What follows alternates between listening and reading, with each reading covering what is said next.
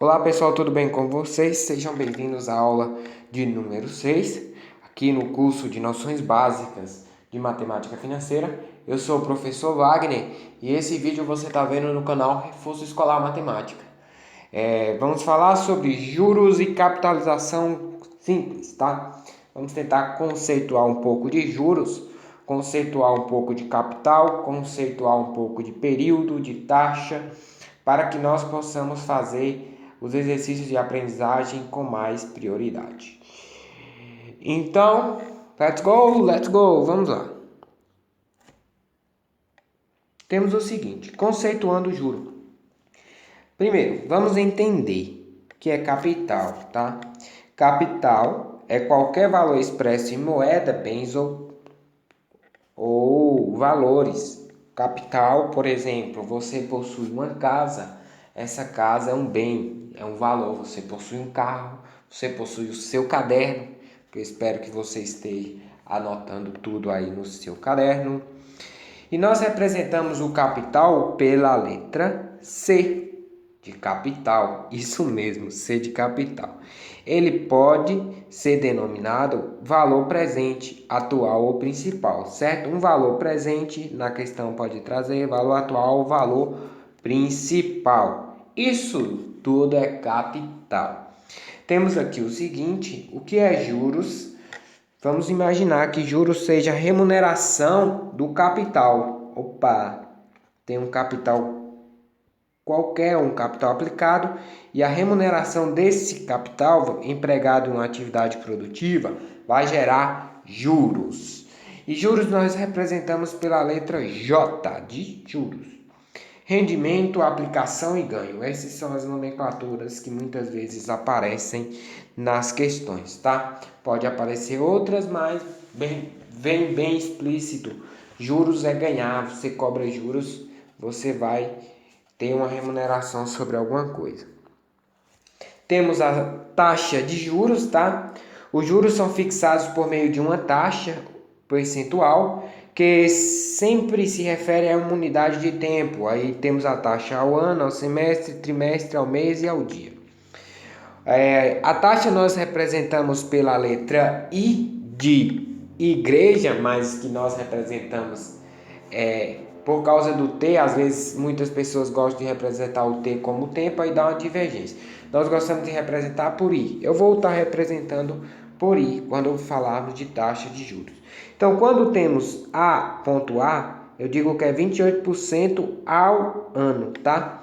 Quando eu tenho A.S, é 18% aqui por cento ao semestre, AT 10% ao trimestre, AM aos mês e AD ao dia, tá?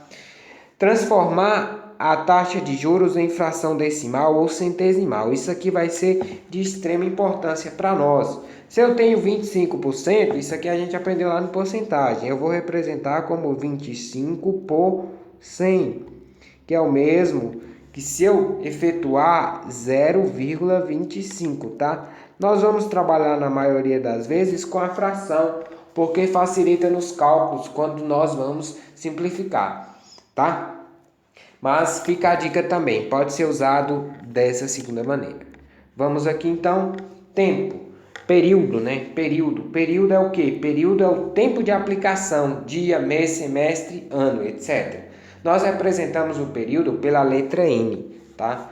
É importante assim nós usarmos essa nomenclatura N, porque às vezes confunde com tempo, aí tem, na sua prova vai ter questões sobre grandezas, aí você quer representar com tempo, então essa representatividade também é um pouco importante, não muito assim focalizado, o conceito é mais interessante, mas analisar e organizar da melhor forma que você vai entender, é mais fácil você sugar as informações e não perder por falta de organização, uma questão ou coisa assim. Considera-se a taxa como igual correspondência com o período, tá? Se a taxa tiver ao ano, o período tem que ser anual, tá? Se a minha taxa for semestral, o meu período tem que ser em semestres. Temos o seguinte, capitalização simples, tá? Capitalização simples é um regime de pagamento ou de recebimento de juros Os juros são calculados sempre sobre o valor inicial. Isso aqui é o que vai diferenciar a capitalização simples da capitalização composta. É sobre o valor inicial, sobre o valor atual, tá? A taxa de juros simples varia de modo linear, tá? Se nós formos considerar, o gráfico é uma reta, tá? O gráfico é uma reta do juros simples. Seria um gráfico representado por uma reta. Então, temos o montante, é a soma do capital com juros, e nós usamos a letra M para representar essa característica aqui da matemática financeira. Então, o montante, nós vamos dizer que é o capital mais os juros, é aquilo que você tem mais aquilo que você ganhou, mais o rendimento. Temos aqui uma situação problema para só analisarmos por alto. Considerando-se que uma pessoa tomou emprestado R$100 e prometeu o pagamento para 4 meses após, a taxa de juros a 10% ao mês, com juros simples, quanto essa pessoa irá receber? Quanto essa pessoa irá receber? Temos 4 meses, temos a taxa ao mês. Pronto, então vamos analisar aqui. No mês 0, ela só vai ter o R$100, só que no final vai ser os R$100 que ela está pensando em aplicar. E vai para o mês 1.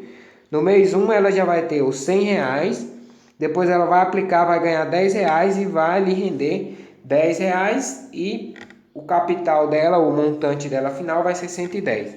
No segundo mês, procede com 110, mas o valor aplicado aqui foi em cima do valor inicial, que é R$100, tá?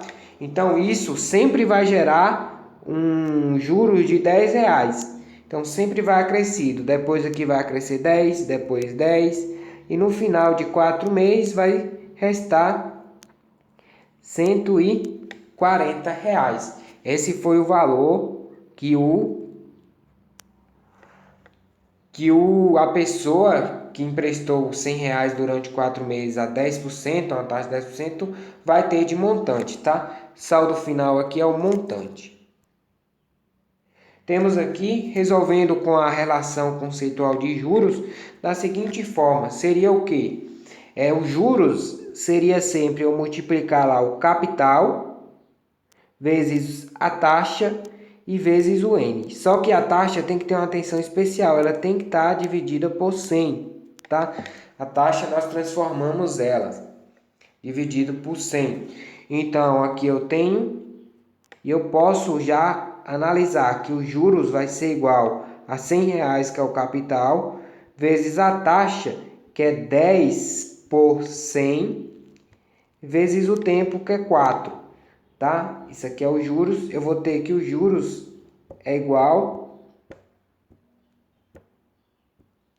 Os juros é igual. Esse 100, pessoal, posso simplificar com esse 100 aqui. Então, eu vou ter 10 vezes 4, R$40, tá?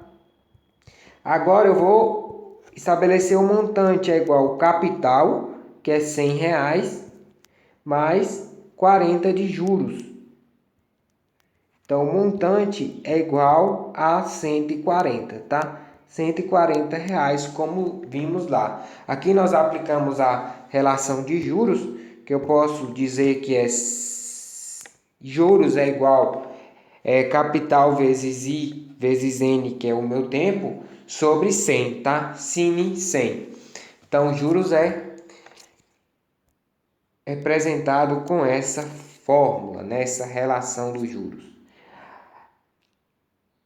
A minha aula fica por aqui. A próxima aula vai ser os exercícios de aprendizagem, tá? Agradeço a você que ficou até o final dessa aula.